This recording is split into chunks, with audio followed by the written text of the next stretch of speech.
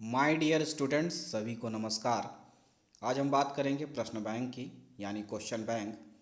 कक्षा नौवीं, विषय हिंदी, यानी क्लास नाइन्थ, सब्जेक्ट हिंदी के इस प्रश्न बैंक को आप डाउनलोड कर सकते हैं। इसके लिए मैंने एक वीडियो बनाया है चैनल पर, आप वहां पर विज़िट करके उसे चेक कर सकते हैं। और इस प्रश्न बैंक में सबसे पहले आपको मिलेगा ब्लूप्रिंट। कक्षा नौवीं हिंदी का जो पेपर होगा वो 3 घंटे का होगा। पूर्णांक रहेगा 80 नंबर का, यानी आपका हिंदी का पेपर 80 नंबर का होगा। तो इस तरह से ये ब्लूप्रिंट है। आपकी 2 किताबें हैं, क्षितिज भाग 1 और कृतिका भाग 1। ये 2 किताबें आपकी होती हैं। इन दोनों में से ये क्वेश्चन बनेंगे, तो आप इसको देख सकते हैं। सबसे पहले आते हैं इसमें इकाई 1। इकाई 1 में जो पाठ दिए गए हैं, काव्य खंड है, इसमें से 17 नंबर का जो है क्वेश्चन आएगा इकाई 1 से। ठीक है, 1 नंबर के क्वेश्चन आएंगे, 2 नंबर के भी क्वेश्चन आएंगे और 4 नंबर के क्वेश्चन आएंगे। तो आइए देखते हैं बाकी डिटेल। इसमें जो कुछ पाठ हैं वो हटा दिए गए हैं। ठीक है, आप देख सकते हैं ये पाठ जो हैं इस साल नहीं पूछे जाएंगे, हटा दिए गए हैं। फिर आते हैं इकाई 1 पर। इकाई 1 से में जो क्वेश्चन बनेंगे, पहले हैं सही विकल्प चुनकर लिखिए। इस प्रकार के जो क्वेश्चन होंगे, मतलब choose the right option. 1 number के प्रश्न रहेंगे। आदिकाल की समय सीमा है। ठीक है, इस तरह से क्वेश्चन रहेगा, उसके 4 ऑप्शंस रहेंगे। जो सही ऑप्शन होगा उसको आपको लिखना होगा। तो इस तरह से क्वेश्चन है, आप देख सकते हैं। कुछ मैं पढ़ता हूँ, बाकी आप देख सकते हैं।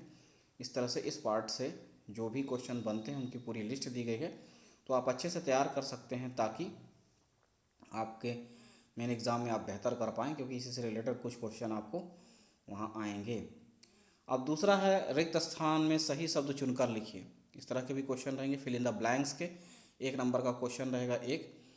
तो इसमें आप देख सकते हैं जो भी सही उत्तर होगा आपको भरना है। डैश को हिंदी साहित्य का स्वर्ण युग माना गया है। ऑप्शन में उसमें लिखा रहता भक्ति काल या वीर गाथा काल। आपको ऑप्शन जो सही है उसको उसमें फिलअप करना है। फिर इस तरह का क्वेश्चन है, आप देख सकते हैं। बहुत सारे उदाहरण दिए गए हैं, सबकी आप अच्छे से प्रैक्टिस करें। फिर आते हैं प्रश्न नंबर 3 पे। सही जोड़ी बनाकर लिखिए, यानी मैच द कॉलम का भी क्वेश्चन आएगा। 1 नंबर का क्वेश्चन रहेगा। इस तरह के एक एक नंबर के क्वेश्चन होते हैं। इसमें मैच द कॉलम के जितने भी दिए हैं सबकी आप अच्छे से तैयारी कर सकते हैं। फिर आप आते हैं क्वेश्चन नंबर 4 में। एक वाक्य में उत्तर लिखिए, 1 वर्ड आंसर। इस तरह के क्वेश्चन भी होते हैं, 1 नंबर के रहते हैं एक। तो इसमें इस तरह से पूरे दिए गए हैं। सूरदास ने किसकी बाल लीलाओं का वर्णन किया है। एक शब्द या वाक्य में उत्तर लिखना होता है ऐसे क्वेश्चनों का।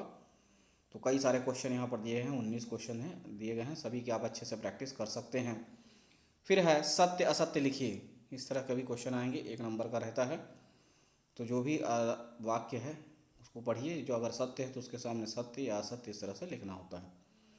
फिर क्वेश्चन 6 है, निम्नलिखित प्रश्नों के उत्तर 30-30 शब्दों में लिखिए, 2 अंक। तो 2 अंक के जितने भी क्वेश्चन आपके आएंगे वो आपको 30 शब्दों में लिखना है। 30 शब्दों का अर्थ है 2 से 3 लाइनों में आपको लिखना है। जैसे क्वेश्चन है वीर गाथा काल की कोई 2 विशेषताएं लिखिए। इस तरह से जितने भी क्वेश्चन हैं आप देख सकते हैं, इन सबको आप अच्छे से तैयार कर सकते हैं। बहुत सारे क्वेश्चंस आपको दिए गए हैं, अराउंड 40 क्वेश्चन दिए गए हैं। फिर है निम्नलिखित काव्यांशों का संदर्भ प्रसंग सहित भावार्थ लिखिए। ठीक है, संदर्भ प्रसंग सहित काव्यांश का भावार्थ लिखने के क्वेश्चन 4 नंबर के आएंगे। तो इस तरह से इसमें उदाहरण दिए हैं, तो इन्हीं काव्य की लाइनों की आप अच्छे से प्रैक्टिस कर लें ताकि इन्हीं से रिलेटेड कुछ क्वेश्चन आपको मेन एग्जाम में आएंगे तो आप आसानी से कर पाएंगे। फिर है इकाई 2। इस इकाई से जो है ग्रामर रिलेटेड क्वेश्चंस आएंगे और टोटल जो है 14 मार्क्स के क्वेश्चन आएंगे। और इसमें 1 नंबर के क्वेश्चन आएंगे, 2 नंबर के और 3 नंबर के क्वेश्चन आएंगे। अब इसमें इकाई 2 में है सही विकल्प चुनकर लिखिए, जो होता है चूज द राइट ऑप्शन। जहाँ एक शब्द बार बार आए किंतु उसका अर्थ हर बार अलग अलग हो, वहाँ अलंकार होता है। तो इस तरह से आप देख सकते हैं यहाँ पर है।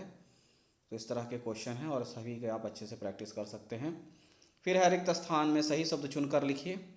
ठीक है, तो आप देख सकते हैं इस अध्याय से जो भी क्वेश्चन है पूरी लिस्ट दी गई है, आप आसानी से कर सकते हैं। और सबसे अच्छी बात यह है कि इसका उत्तर भी आपको लास्ट में मिल जाएगा इसी प्रश्न बैंक में। तो जितने भी ऑब्जेक्टिव टाइप क्वेश्चन हैं, वस्तुनिष्ठ प्रश्न, उनकी तैयारी आप अच्छे से कर सकते हैं, क्योंकि आंसर आपको इसी में मिल जाएगा। सही जोड़ी बनाकर लिखिए, इस तरह के क्वेश्चन होते हैं, ये भी 1 अंक के होते हैं। ठीक है, और जितने बने हैं उनकी पूरी इसमें लिस्ट दी गई। फिर है एक वाक्य में उत्तर लिखिए, पूरा लिखा हुआ है, आप देख सकते हैं। सत्य असत्य लिखिए, इस तरह से भी 1 अंक का है, पूरा आप देख सकते हैं। फिर है निम्नलिखित प्रश्नों के उत्तर 30 शब्दों में लिखिए। जैसा कि मैंने आपको बताया 2 अंक का रहता है, 2 से 3 लाइनों में लिखना है। जैसे जगन्नाथ के अनुसार काव्य किसे कहते हैं, मुक्तक काव्य की परिभाषा लिखिए। इस तरह से पूरे क्वेश्चन जो ग्रामर से रिलेटेड हैं वो दिए गए हैं। फिर इसके बाद है निम्नलिखित प्रश्नों के उत्तर 75 शब्दों में लिखिए। 3 अंक का क्वेश्चन, 3 अंक का क्वेश्चन जो होता है 75 शब्दों में लिखना है, यानी आपको लगभग 5 से 7 लाइनों में लिखना है। ठीक है ना, जो जितने भी ग्रामर से रिलेटेड क्वेश्चन हैं, व्याकरण से, रस की परिभाषा उदाहरण सहित लिखिए, छंद की परिभाषा उदाहरण सहित लिखिए। तो इस तरह से पूरे की आप अच्छे से प्रैक्टिस कर लेंगे तो आप ग्रामर पोर्शन बेहतर कर पाएंगे। फिर आते हैं इकाई 3। इकाई 3 में आपकी जो क्षितिज है उसी में जो आपका गद्य खंड है और लेखक परिचय है उससे रिलेटेड क्वेश्चन आएंगे। और इस यूनिट से टोटल 16 अंक के क्वेश्चन आएंगे। 1 अंक का क्वेश्चन आएगा, 2 अंक का क्वेश्चन आएगा और 4 अंक के क्वेश्चन आएंगे। ठीक है, और इसमें देख सकते हैं कुछ पार्ट हटा दिए गए हैं। फिर जो इकाई 3 में इस तरह से सही विकल्प चुनकर लिखिए, इस तरह से क्वेश्चन है। फिर उसके बाद इसमें आप आएंगे तो रिक्त स्थानों की पूर्ति है, ये आप देख सकते हैं। ठीक है, और इनकी अच्छे से तैयारी कर सकते हैं आप। सही जोड़ी बनाइए। फिर उसके बाद एक वाक्य में उत्तर लिखिए। ठीक है, फिर उसके बाद सत्य असत्य लिखिए और उसके बाद निम्न प्रश्नों के उत्तर 30 शब्दों में लिखिए। 2 अंक के क्वेश्चन हैं पूरे। इन पूरे की प्रैक्टिस कर लेते हैं तो आपकी जो तैयारी है वो बेहतर हो जाएगी। अब आते हैं निम्नलिखित गद्यांशों की संदर्भ प्रसंग सहित व्याख्या कीजिए। ठीक है, तो ये 2 नंबर का रहेंगे क्वेश्चन इस तरह से। ठीक, गद्यांश लिखे रहेंगे तो इनको संदर्भ प्रसंग सहित आपको व्याख्या करनी है। तो इतने आपको दिए गए हैं लगभग 10, तो आप अच्छे से इनको तैयार कर सकते हैं। फिर आते हैं इकाई 4 में। इसमें भी आपको ग्रामर से रिलेटेड जो है पूछा जाएगा क्वेश्चन, और इस यूनिट से टोटल 11 नंबर के क्वेश्चन पूछे जाएंगे। 1 नंबर के क्वेश्चन रहेंगे, 2 नंबर के क्वेश्चन रहेंगे और 3 नंबर के क्वेश्चन पूछे जाएंगे। तो देखिए इसमें सही विकल्प चुनकर लिखिए। उसी तरह से वस्तुनिष्ठ प्रश्न है, शब्द के अंत में जुड़कर उसका अर्थ परिवर्तित करने वाले शब्दांश कहलाते हैं। ये ग्रामर से रिलेटेड पूरा है, तो इनकी भी आप अच्छे से तैयारी कर सकते हैं, क्योंकि आंसर आपको इसी में मिल जाएगा वस्तुनिष्ठ के। फिर रिक्त स्थानों में सही शब्द चुनकर लिखिए। ठीक है, फिल इन द ब्लैंक्स। फिर है सही जोड़ी बनाकर लिखिए, यानी मैच द कॉलम्स के। एक वाक्य में उत्तर लिखिए, वो होगा 1 वर्ड आंसर। उपसर्ग शब्द में कहाँ जुड़ता है, प्रत्यय शब्द में कहाँ जुड़ता है। ठीक है, सत्य असत्य लिखिए। एक निम्नलिखित प्रश्नों के उत्तर 30 शब्दों में लिखिए, 2 अंक के हैं। संधि की परिभाषा एवं प्रकार लिखिए। ठीक है, इस तरह से मुहावरा क्या है, परिभाषा एवं उदाहरण सहित लिखिए। फिर उसके बाद 3 नंबर के क्वेश्चन आएंगे, 75 शब्दों में लिखना होगा। संधि की परिभाषा लिखते हुए गुण संधि एवं वृद्धि संधि में अंतर लिखिए। फिर आते हैं इकाई 5 में। इकाई 5 में जो है जो भी आपकी कृतिका भाग है, ठीक है ना, और उसमें से जो क्वेश्चंस होते हैं इससे रिलेटेड आएंगे। इस यूनिट से टोटल 8 अंक का क्वेश्चन आएगा। 1 अंक के क्वेश्चन आएंगे और 2 अंक के क्वेश्चन आएंगे। ठीक है, और कुछ पाठ हटा दिए गए हैं, वो नहीं आएंगे। फिर आते हैं जैसे कृतिका भाग 1 में से वस्तुनिष्ठ प्रश्न है, सही विकल्प चुनकर लिखिए। 1 अंक के क्वेश्चन होते हैं। लेखिका ने अपनी नानी को क्यों नहीं देखा।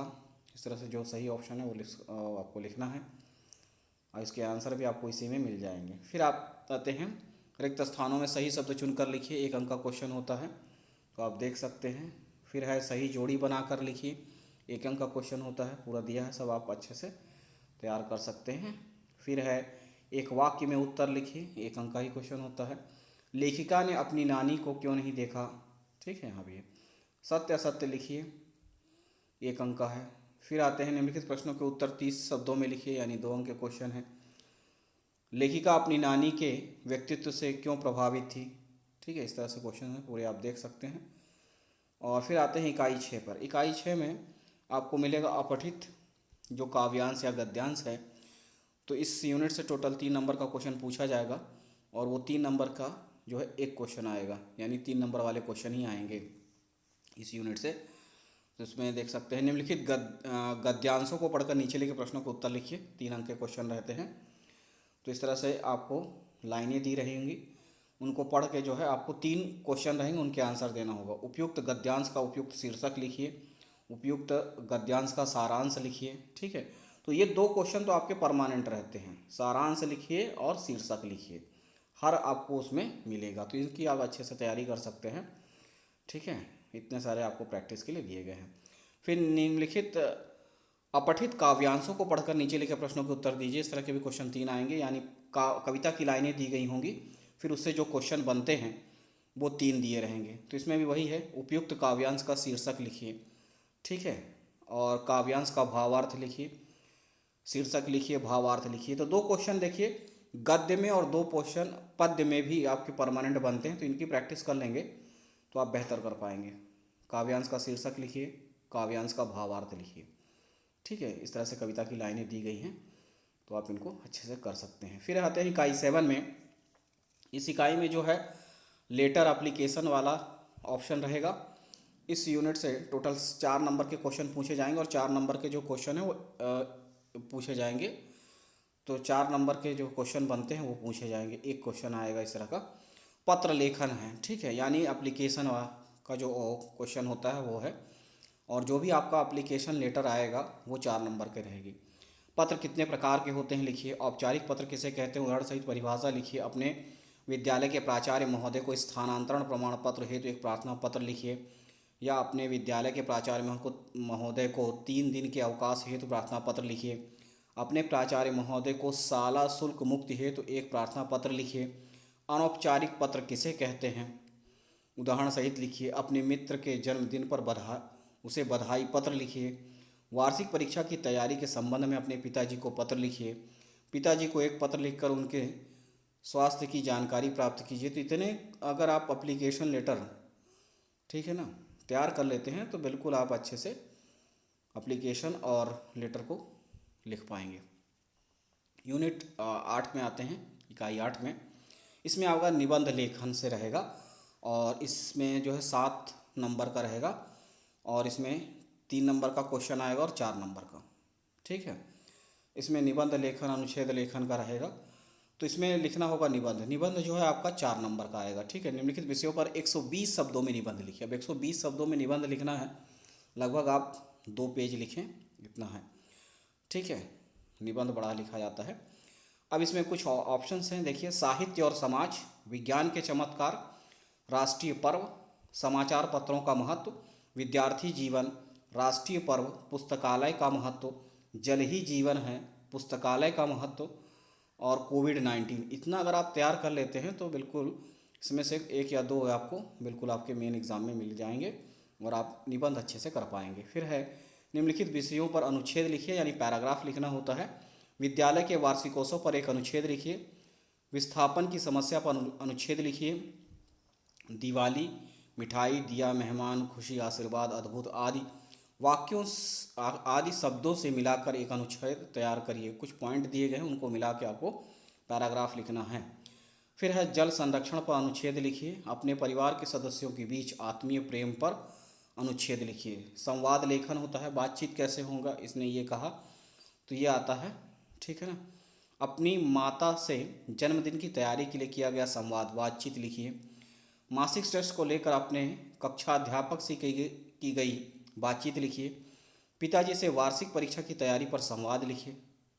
2 लोगों ने क्या क्या बोला, उस तरह से आपको लिखना होता है। कक्षा में अपने प्रिय मित्र से पढ़ाई से संबंधित संवाद लिखिए। ठीक है, इतना ही है। फिर उसके बाद आपको यहाँ पर इसके आंसर भी आपको मिल जाएंगे। सिर्फ आपको ऑब्जेक्टिव के मिलेंगे, बाकी क्वेश्चन आंसर आप कहीं और से चेक कर सकते हैं। तो इतना ही है, मिलते हैं अगले वीडियो में। तब तक के लिए नमस्कार, धन्यवाद।